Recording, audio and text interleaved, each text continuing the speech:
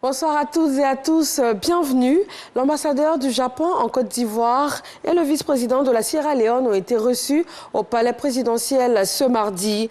Avec le président Alassane Ouattara, ils ont échangé sur la question du renforcement de la coopération entre la Côte d'Ivoire et ses deux pays amis. Awa Touré.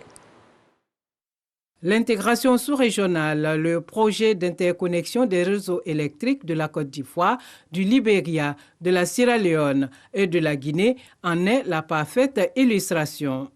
Conduite par Côte d'Ivoire Énergie, ce projet vise à établir un marché d'électricité dynamique dans la sous-région ouest africaine et à sécuriser l'approvisionnement en électricité des pays concernés. Le vice-président sierra-léonais Mohamed Julde Diallo, au nom du président Julius Maada Bio, a remercié le président de la République Alassane Ouattara pour la matérialisation de ce projet avant de saluer son leadership en matière d'intégration africaine. Le projet Transco-CLSG, ce projet qui lie Côte d'Ivoire, Libéria, Sierra Leone et Guinée, ça nous permettra d'avoir d'ici quelques années 26 mégawatts. Là, on va commencer avec 10 mégawatts qui va progressivement aller sur 27 mégawatts. Et ça va nous permettre, en tant que pays Sierra Leone, pour électrifier la zone sud-est de Sierra Leone. Ça, c'est la zone minière. Avec ces genres de projets, ça va aider la Sierra Leone à développer une sorte de capacité nationale pour la production, aider les moins petites entreprises et aussi améliorer la vie des Sierra-Léonais. En fin de mission, l'ambassadeur du Japon en Côte d'Ivoire est venu faire ses adieux au chef de l'État, le président de la République Alassane Ouattara.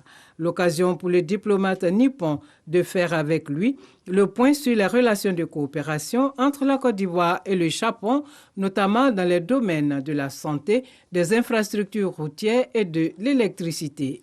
J'ai abordé le bilan de la coopération du développement en Côte d'Ivoire. Il y a plusieurs projets qui sont en train et bientôt commencer. Par exemple, la phase 2 de la construction de l'échangeur Amitié Ivoire-Japonais et puis la construction de 3 échangeurs sur boulevard François Mitterrand. Et en ce qui concerne le projet de renforcement de réseau électrique sera bientôt entamé. L'ambassadeur Kuriamitsu Hideaki s'est par ailleurs réjoui de l'entrée en vigueur de l'accord de promotion et de protection des investissements privés ainsi que la création du comité d'aménagement et d'amélioration du climat des affaires. Et conformément aux décisions de cette rencontre au palais présidentiel, la Côte d'Ivoire a signé aujourd'hui un contrat d'achat d'énergie avec la Guinée. Une convention qui consiste pour la Côte d'Ivoire à fournir pendant une période de 3 années renouvelable de l'électricité à la Guinée. Dans le cadre du projet Interconnexion électrique de la CEDEAO, outre le ministre des Mines, de l'Énergie et du Pétrole qui a présidé la cérémonie, les principaux acteurs de la production et de la distribution de l'électricité ont également pris part à la rencontre.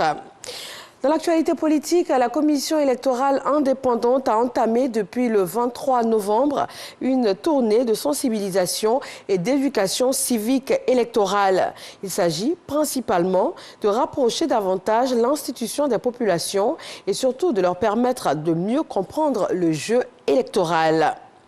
Une réponse rationnelle et proportionnelle face à Omicron, le nouveau variant du coronavirus.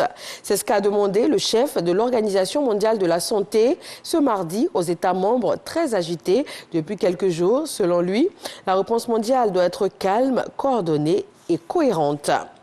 A contrario, en Allemagne, la Cour constitutionnelle a jugé justifiées et proportionnelles les mesures de confinement partiel prises depuis le début de l'épidémie, ce qui vient ouvrir la voie à un nouveau durcissement des restrictions contre la nouvelle vague de Covid-19, avec surtout la découverte d'un cas suspect du nouveau variant Omicron. Le futur chancelier allemand, Olaf Scholz, n'est pas encore entré en fonction, mais il se dit déjà favorable à la vaccination vaccination obligatoire. Et puis, pour terminer, le mouvement de colère aux Antilles qui ne faiblit pas.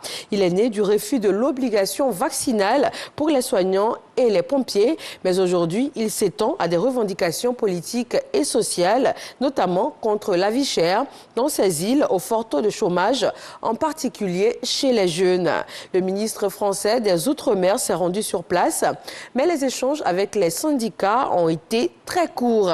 Il a répété que l'obligation vaccinale repoussée au 31 décembre ne sera pas levée, car les lois de la République ont vocation à s'appliquer dans les Antilles françaises également. Voilà, merci de suivre RTI 1. Retrouvez dans une poignée de secondes l'actualité dans nos régions et je vous donne rendez-vous à 20h.